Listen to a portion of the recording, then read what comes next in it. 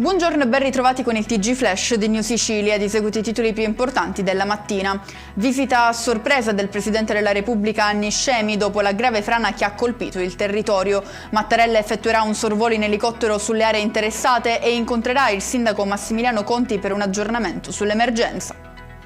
Tragedia questa mattina sull'asse dei servizi della tangenziale di Catania all'altezza del distributore Kuwait. Un automobilista diretto verso il capoluogo etneo avrebbe accusato un malore improvviso perdendo il controllo del mezzo e schiantandosi contro il guardrail. Vani i soccorsi, traffico rallentato per ore.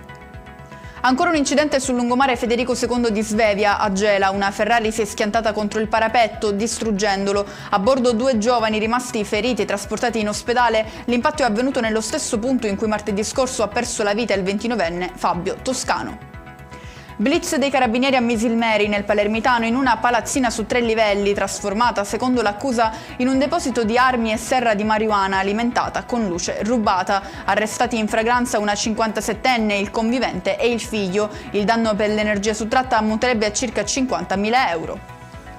E in chiusura ripartono a Stromboli i lavori in somma urgenza per il ripristino del porto di Scari, danneggiato dalle mareggiate del ciclone Harry. La regione punta a restituire piena funzionalità al molo prima della stagione turistica pasquale. E con questo è tutto, prossimo appuntamento stasera alle 19:30. Grazie per averci seguito, buon proseguimento di giornata.